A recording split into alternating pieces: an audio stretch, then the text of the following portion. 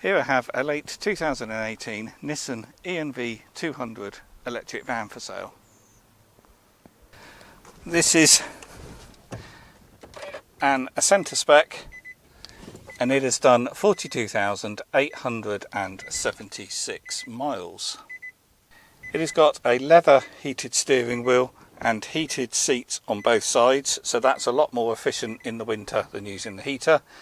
It's got a passenger airbag as well, and the rear is ply lined. It's all in nice condition, and it's full length ply on the back doors as well, so it doesn't rattle like it does when you have half ply, and it makes the doors really heavy and solid when you slam them as well, which is quite nice. So on these vans you have twin sliding doors on both sides, and then here's the charge cable, type 2 to type 1 for the van when you're charging at a home untethered wall charger or a public AC charging post. And then here is a portable charger, often called a granny cable, which allows you to charge the vehicle on a normal 3-pin plug. And your charge ports are at the front. And then this here is your AC charging, type 1, and this is your DC rapid charging, which is a CHAdeMO. And all the details on the charging times and rates are on the website. And the same goes for the range. It's all on the website as to what you'd expect at different times of the year and different driving efficiencies. So the purpose of this video is to show you the condition, and if you see my videos before, you know I point out every little minor scratch, mark or stone chip I can find. I don't hide anything because I want people to know exactly what they're getting, and then these videos give people the confidence to buy the vehicle from afar, and then I'll deliver it to you. So I tend to be a little bit picky because I point out all the negative things which really most people don't care about, particularly on a van, but I'll do the same here. But generally it's a really nice condition one, this one.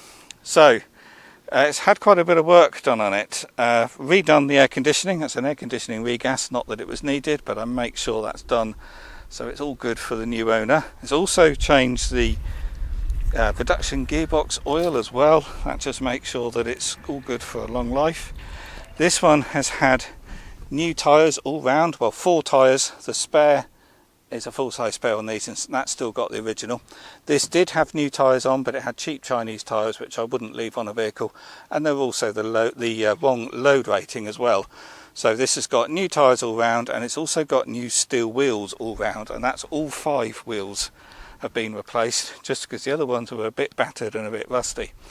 The wheel trims are all original, and there's a bit of scratching on the wheel trims which I'll show you, but that's just a plastic wheel trim. But as you can see there, the steel wheel underneath is all new. There's a little bit of scratching on this front wheel trim, but the one on this side is all good, and 2 of the wheels have got new tyre pressure monitoring sensors in as well. These rear wheels have also got new handbrake shoes in, and a new handbrake cable has been fitted as well. This has had a new 12-volt battery fitted fairly recently by the previous owner, but we've charged this and tested it, and it's still at 100% state of health. But obviously everyone worries about the high voltage battery. Well, this is still showing 12 out of 12 bars on the health display. And our tests show that it's currently at 92% state of health. That can fluctuate, it can go up as well as down. But it's a healthy pack, and the cells are nicely balanced with only a 4 millivolt difference between the highest and lowest cells, and all the details are on the website and in the photo gallery. It's got new wiper blades and new car mats, and the floor underneath is in good condition as well. The biggest issue on these vans when you're looking at them used is wear on the bolsters on the driver's seats. And it's because of the height of the seat. If the seat was lower, you would lift yourself out when you step out of the van, and if it was higher, you would use the step. But because it's in that in-between height, what happens is you tend to slide your bum over the bolster, and they really wear, and a lot of them have absolutely knackered seats at very low mileage. But this one is really good. As you can see, it's all still like new, and it's probably the best seat I've seen on a van of this mileage. And there's a bit of paint wear here on the sill. This is standard, all of these vans have this. Usually it's much worse than this, and this is just where people's shoes and boots wear the paint off on that lip. I can put a bit of paint on there if you want to, but to be honest it will only wear off again. You can also buy a sill protector, which is usually a sort of vinyl tape, but again they wear, so that's all normal and actually a lot better than you would normally expect at this age. And on the passenger side, obviously no wear there on the sill, and the seat is in immaculate condition as well. So yeah, for a van, this is in really nice condition inside. As is the plywood in the back.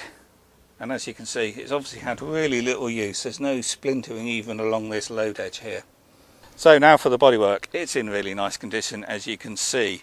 So as I said, I point out the minute little things that most people probably wouldn't even notice. But anyway, there are a few stone chips in the bonnet which have been touched up with a bit of paint and lacquer. The most significant one is that one there. So as you can see, all very minor and much better than you'd expect for this age. There's no scratching on that lower part of the bumper. Normally those get bashed on curbs. No dental scratches down the side. It has had some sign writing on, so there's a bit of shadowing where there's the paint fade from unprotected paint, or the obviously original paint which is exposed to the sun. But it's been polished and you hardly notice it, much better than normal. Some lights it shows worse than other lights, but at the moment I can't see it. Then looking round here, what else have I got to show you? Yeah, it's those two dents there, tiny little dents. I suspect someone's rings or something has hit the panel there. So the worst two bits of damage is just here. A bit of paint had been removed when someone previously removed the sign writing. They often remove them with wheels, they're called caramel wheels, and I should think they've burnt the paint through here. So it's had a bit of touch-up paint in it. It's about 3/4 inch by 1/2 inch square. To be honest, not a great job it really needed doing with a spray can, but it hadn't gone through to the metal, it was only the top coat, so it was just white primer there. So yeah, that's the worst thing. Not a great job, because it was just done with touch-up stick and a little paintbrush. And then the other mark is down here. There was a scuff there, about 2.5 inches long. This is plastic, so nothing's going to rust, but the paint was missing there, and again put a bit of touch-up paint in there. And then looking down this side, there was another little scratch in the paint somewhere here, again where the sign writing had been removed. Or was it on this door? No, I'm sure it was here somewhere, but anyway, it was so small I can't now see it, and that's got a little bit of touch-up paint in as well. But yeah, maybe it was that, but anyway, really insignificant. And then there was some chipping at the bottom of this door. Again, that's got some paint and lacquer on. That was pretty insignificant really, but there was worse chipping along this driver's door. Someone was clearly opening it onto a wall or something, and the whole length of that was chipped. But again, that's had some paint in, but it's slightly rough if you were to run your finger along it. But again, pretty insignificant really. And then finally, there is a little stone chip in the windscreen there. From the inside, the chip is visible, but it's outside of your main viewing area. And it's been filled, and it's not going to get any worse, but it's too small to do anything else with.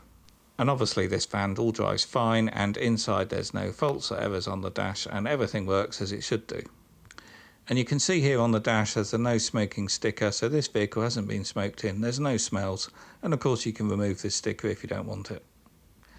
And inside the cab the condition is really good, but if I'm being super picky, which I always am, there is a scratch at the bottom of the glove box. But the hard plastic trim in these vans can scratch pretty easily, but it's low down and pretty insignificant. So now let's look at the paperwork. This has got 2 keys, it's got the original handbooks in the wallet, and the original radio security code, but the handbooks have got wet at some point along the spine, but they're still usable. This van has had a new MOT test on the 7th of November at 42,819 miles, and it's done about 50 miles since. The V5 here, and it's showing no former keepers because this has had only one owner from new, and the registration date is the 6th of the 9th 2018. The original service book is missing from the wallet, but here we have the service history printout from the previous owner, which is much more thorough. And it shows all the servicing and inspections right from when it was new up to just under 42,000 miles.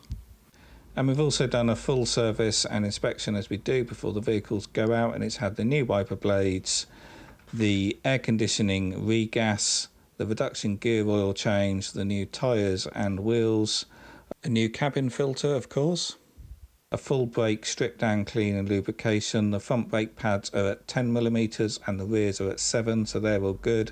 It's had the new handbrake shoes at the back and a new handbrake cable.